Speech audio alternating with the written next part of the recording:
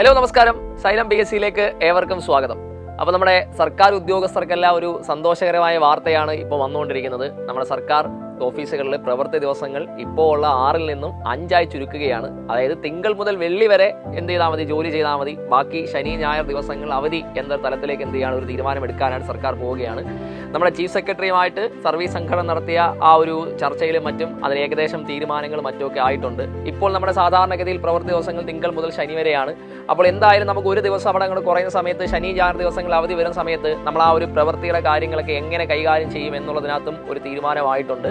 നമ്മൾ അവധി ദിവസങ്ങളൊക്കെ വെട്ടിക്കുറച്ചതിന് ശേഷം നമുക്ക് എന്ത് ചെയ്യാണ്, നമ്മൾ ഈ പറയുന്നതിലൂടെ ഒരു സാധാരണ നമ്മുടെ ആ ഒരു ഡേയിലുള്ള ഒരു വർക്കിംഗ് അവേഴ്സ് 1 മണിക്കൂർ മുതൽ 1.25 മണിക്കൂർ വരെ എന്ത് ചെയ്യാവുന്ന കൂട്ടാം എന്നുള്ള തീരുമാനത്തിലൊക്കെയാണ് വരുന്നത്.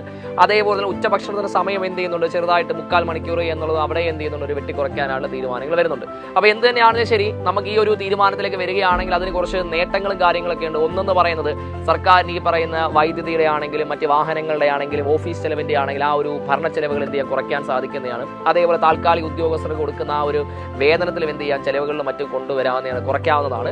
അപ്പോൾ ആ ഒരു എക്സ്പെൻസിന്റെ കാര്യത്തിൽ സർക്കാരിന് നല്ലൊരു കുറവ് കൊണ്ടുവരുത്താനാണ് സാധിക്കും. മാത്രമല്ല സർക്കാർ ഉദ്യോഗസ്ഥർക്ക് വീട്ടുകാരുമായിട്ടൊക്കെ ഫാമിലിയുമായിട്ടൊക്കെ കൂടുതൽ സമയം ഇടപെടാൻ കിട്ടുകയും ചെയ്യും. അത് അവരുടെ സർക്കാർ ജോലിയിലുള്ള ആ ഒരു എഫിഷ്യൻസി വർദ്ധിപ്പിക്കുന്നതായിരിക്കും. പക്ഷേ അതേസമയം ചില കാര്യങ്ങൾ കോട്ടങ്ങളുണ്ട്. നമുക്ക് 2 ദിവസം തുടർച്ചയായിട്ട് അവധി വരുന്ന സമയത്ത് നമ്മൾ പൊതുജനങ്ങൾ കൂടുതലായിട്ട് നമ്മൾ ഓഫീസുകൾ വരും, നമ്മളിപ്പോൾ രജിസ്ട്രാർ ഓഫീസ് ആയിക്കോട്ടെ, അല്ലെങ്കിൽ വില്ലേജ് ഓഫീസ് ആയിക്കോട്ടെ, പഞ്ചായത്ത് ഓഫീസ് ആയിക്കോട്ടെ, അവിടെയൊക്കെ 2 ദിവസം അടഞ്ഞു കിടക്കുക എന്ന് പറയും പൊതുജനങ്ങൾക്ക് ഒരു ബുദ്ധിമുട്ടായിട്ട് വരുന്നതാണ്. മാത്രമല്ല പല സർക്കാർ ഓഫീസുകൾ നമ്മൾ പഞ്ചിങ് സിസ്റ്റം ഒന്നും ഇപ്പോൾ അത്രയ്ക്കും കൃത്യമായിട്ട് നടപ്പിലാക്കിയിട്ടില്ല. അപ്പോൾ ആ പഞ്ചിങ് സിസ്റ്റവും കാര്യങ്ങളും എന്ത് ചെയ്യണം, ഒന്ന് കൃത്യമായിട്ട് നടപ്പിലാക്കേണ്ട ഒരു അവസ്ഥയും കാര്യങ്ങളൊക്കെ വരുന്നത് അതും ഒരു ഡിസഡ്വാൻറ്റേജ് ആയിട്ട് നമുക്ക് വരുന്ന ഒരു ഘടകമാണ്. എന്നാൽ തന്നെയും നമുക്കൊരു നല്ലൊരു തീരുമാനം വരും എന്ന രീതിയിൽ നമുക്ക് പ്രതീക്ഷിക്കാം. Thank you.